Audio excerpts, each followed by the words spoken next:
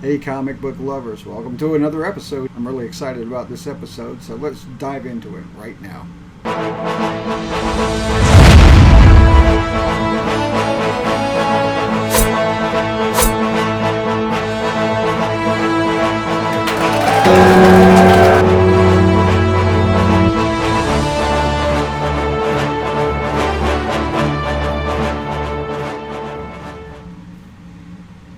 Okay, welcome back. Hey, thanks for tuning in. I really do appreciate it.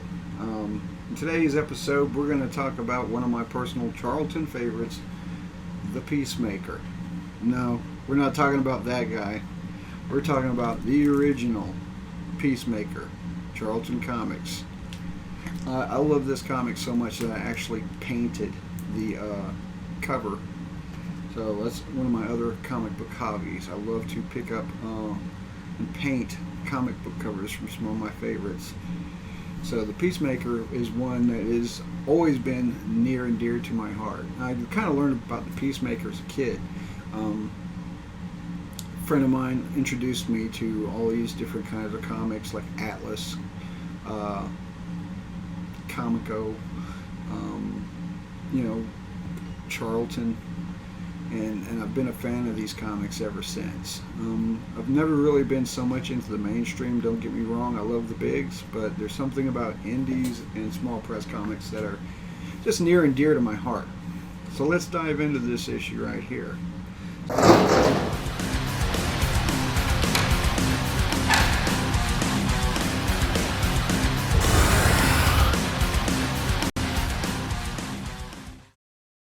This is the Peacemaker number 1, and it was actually originally printed in 1967, March of 1967 by Charlton Comics, and later republished under Modern Comics.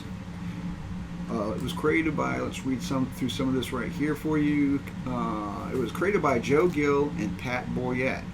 Now, Joe Gill wrote for publishers such as Timely Comics, which he wrote with Timely before it became Marvel, and then he went to Charlton, and then later on he wrote for DC Comics. And he wrote such titles as Captain Atom, Judo Master, The Secret Six, and another popular series in the 60s, which was Hot Wheels. Pat Boyette illustrated for publishers such as Charlton, DC, Warren Publishing, and Archie Comics, and he illustrated like hundreds of titles. Some of them are like Ghost Man or Ghostly Tales. Here's a great one, The Many Ghosts of Dr. Graves, which is another one of my favorites. Billy the Kid, The Cheyenne Kid. I wasn't big on westerns growing up, but I did love some of the Charlton and early Marvel westerns. And mostly it was the art style that attracted me. They were super awesome. And there was also, he illustrated Flash Gordon, The Phantom. Another one of my favorites from Charlton is Peter Cannon, the Thunderbolt. Also Black Hawk, Black Hood, and Turok, the Dinosaur Hunter. Now, the first appearance of the Peacemaker was actually a backstory in the Fighting Five number 40, which was printed in November of 1966. As a backstory. But oddly enough, the Fightin' Five only went to issue 41. After 41, it was discontinued. And in Peacemaker number 1, the Fighting Five is actually a backstory. So it kind of flip-flopped. The popularity of Peacemaker as a backstory was so high that's when Charlton says, hey, this guy needs to have his own series, right? So that's what they did. Now, let's talk about the original Peacemaker. Christopher Smith, he was like this pacifistic type diplomat, right? And he really wanted peace in the world. But the thing was, he found that diplomatic channels didn't always work. And he's like, how can I do this? So that's where he became the Peacemaker. What is funny, though, is that he's this peaceful diplomat, yet all of a sudden he has this huge array of armaments, weapons, fighter jet. So again, the origin of Peacemaker was a backstory, and he came together pretty quickly as a hero. So he's deciding now, okay, other means are necessary for me to keep diplomatic peace. He also helped and founded the Pax Institute, which was a privately based foundation in Switzerland to help against warlords and terrorists and to give aid to victims. And this is also what he used to fund himself as the Peacemaker. So proceeds from this foundation actually kept him going. Now, the original series only ran for 5 issues, from March to November of 1967. And all of his enemies were like terrorists and warlords, fanatics, things like that, not super villains. And oddly enough, too, a ton of the Charlton lineup, as far as the superheroes, were actually in the mid-'80s absorbed into DC Comics. And several of those characters were actually inspiration for characters that were in Watchmen. And the character that came from the Peacemaker in the Watchmen was the Comedian, oddly enough. Because the Comedian had similarities to the original Peacemaker, except he was more of an extreme version, with his dark sense of humor and things like that. So these characters were all originally Charlton characters. Now let's go through the first story here. The first story is called Killer on the Reef. Killer on the Reef is due to attacks that were being made on the entire fishing industry, not just the United States but globally. Fishermen and the fishing industry were experiencing, attacks against their ships, their nets being destroyed, their crops of fish being redirected to different areas.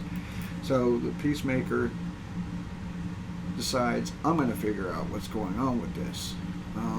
Again, I don't know why they chose the fishing industry as the opener, but it was still a cool story.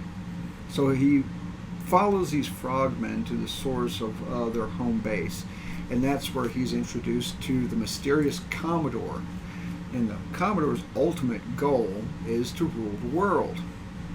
Of course, the Commodore's plans are foiled by the Peacemaker. The peace-minded Peacemaker uses his special weapons and knowledge of advanced weaponry systems to obliterate his enemies.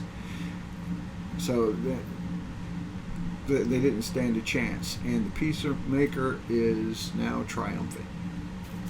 In story 2, The Hidden Power, the Peacemaker is up against the Ambassador Fredornik of a small Balkan nation. This guy literally slaps Christopher across the face, right in front of everybody, and just puts down the United States, puts down their diplomacy, and he's figuring out, well, what's going on. Of course, being a man of peace, he does not react until later as the Peacemaker. They want to find out why this small Balkan nation suddenly is riding up on its high horse against the superpowers, the United States and Russia at the time. Again, you got to remember this series was written during the Cold War. The 60s was the height of the Cold War. I grew up on the tail end of the Cold War. I actually lived in Berlin when I was a kid. The wall was right across the street from my home. I used to play on the wall, but they had armed guards in all the towers, and that was always in the forefront of our minds that at any given time Russia and the United States were going to be going at it. So this is the period in which the Peacemaker has been written. Well, he discovers that this Balkan nation has a secret underground laboratory / bunker in Antarctica where they're planning to develop their own nuclear arsenal. So they're thinking, hey, if we have nuclear weapons, we can ride up against the big boys with their nuclear weapons and become a super major power.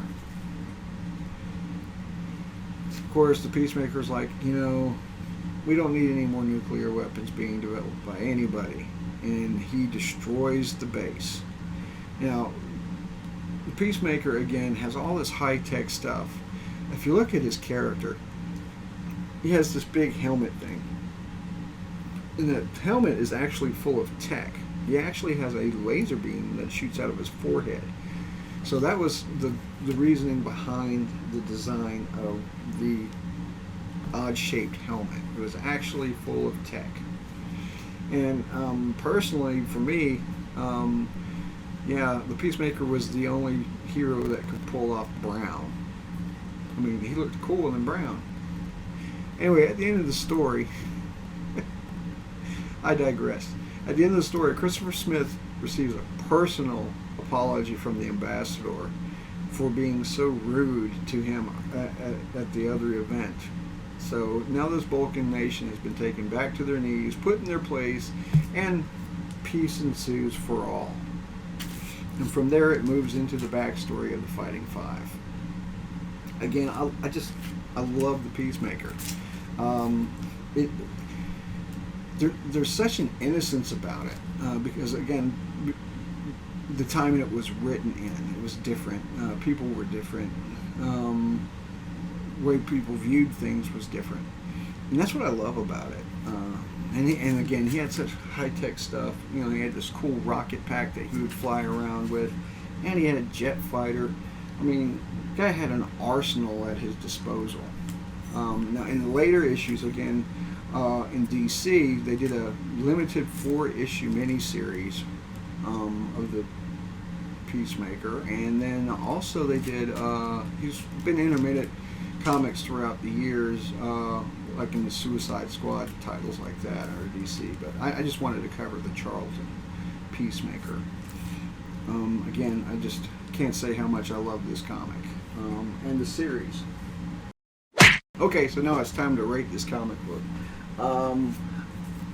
I have the POW rating system because it's like, pow, this book was awesome. I gave this book, number 1 of the Peacemaker, a POW rating of 3. The stories, they're okay, they were good, but again, it was written in a different time. Mostly I just love the artwork of Pat Boyette, so that's why I gave it such a high rating. Pat Boyette was such a talented illustrator.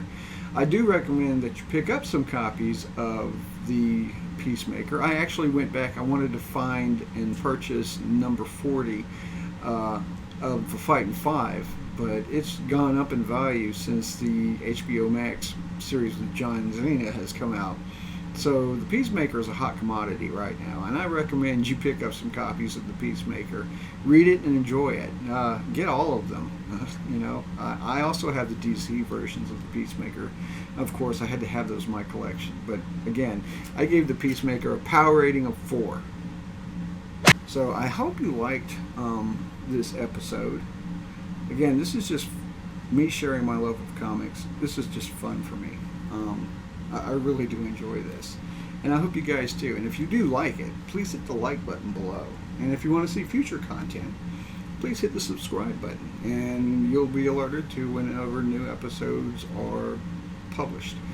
I just do this intermittently. I'm not on a schedule. I'm just having a good time, and I hope you guys are too. So thanks for watching, and I hope to see you again in the next episode.